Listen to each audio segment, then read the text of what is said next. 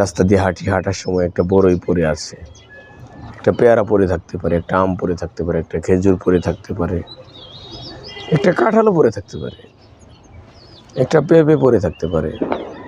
কিন্তু এগুলো পড়ে থাকা জিনিস খাওয়া যায় কি না?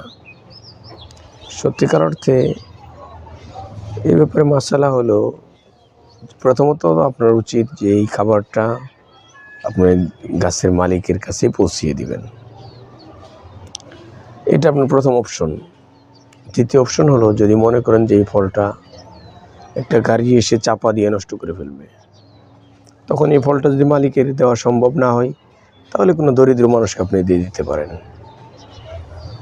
থার্ড অপশন, আপনি যদি এমনই হন যে আপনারও খাইতে মন চাচ্ছে, এই মালিক কেউ খুঁজে পাচ্ছেন না, ফকির মিসকিন কেউ পাওয়া যায় না, কিন্তু এই ফলটা নষ্ট হয়ে যাচ্ছে, এই ক্ষেত্রে আপনি অনেক বেশি পরহেজগার হলে খাবেন না।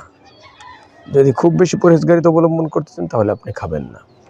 আর যদি মনে করেন যে কোনো অপশন নেই, ফলের মালিককেও দেওয়া যাচ্ছে না, ফকির মিসকিনকেও দেওয়া যাচ্ছে না, এখানে রাখলেও নষ্ট হয়ে যাচ্ছে, তাহলে আপনি খেতে পারেন।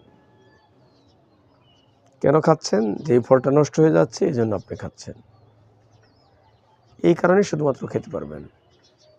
কিন্তু সবচেয়ে বেটার হলো মালিকের কাছে এই ফলটা পৌঁছিয়ে দেওয়া। মালিক যদি বলে খুশি হয়ে, আপনার খাইতে মন চেয়েছে, কিন্তু মালিকের কাছে দেওয়ার পরে মালিক যদি বলে যে আপনি খেয়ে ফেলেন, আপনি খাইতে পারেন, এটাই আপনার করা উচিত। একজনের দুধ বিক্রি করে সে মদ কিনে মদ পান করে, আরেকজনে মদ বিক্রি করে সে দুধ কিনে আসলে এই দুটার মাঝে কে উত্তম? সম্মানিত শ্রোতামণ্ডলী, এখানে উত্তম অনুত্তমের সাথে কোনো কথা নয়, যে কাজটা হালাল না হারাম।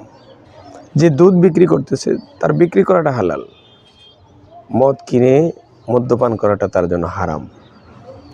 অপরপক্ষে আরেকজনে সে মদ বিক্রি করতেছে, মদ বিক্রি করা যেমন হারাম, এই পয়সা দিয়ে দুধ কিনে খাওয়াটাও, আপনি হারাম জিনিস দিয়ে হালাল জিনিসও যদি কিনে খান, তারপরে তো আপনি অন্যায় করলেন, গর্হিত কাজ করলেন। দুধ খাওয়াটা আপনার জন্য হালাল হলো, কিন্তু যে আপনি কিনলেন যে এই পয়সাটা দিয়ে, এই পয়সাটা তো আপনার জন্য হালাল হলো না, এই পয়সাটা আপনার জন্য হারাম হলো। কিন্তু দুধ একটা হালাল খাবার, এই খাবারটা আপনার জন্য খাওয়াটা ঠিক আছে, কিন্তু আপনি যে ইনকাম, যে পয়সা দিয়ে কিনলেন, এই পয়সাটা তো হারাম ইনকাম।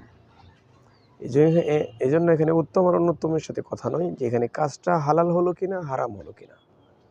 তাহলে আমরা আশা করি যে আমরা বিষয়টা বুঝতে পেরেছি। আসলে এই ক্ষেত্রে ছোট গুনাহগার আর বড় গুনাহগারের সাথে কথা যদি বলতে চান, এটা কেমন কথা হলো? যে একটা হারাম ইনকাম, এই ইনকাম দিয়ে সে একটা হালাল একটা প্রোডাক্টই কিনতেছে, সে তো তার প্রয়োজনের খাতিরে সে কিনতেছে, কিন্তু তার ইনকামটা কিন্তু হালাল নয়, তার ইনকামটা হারাম।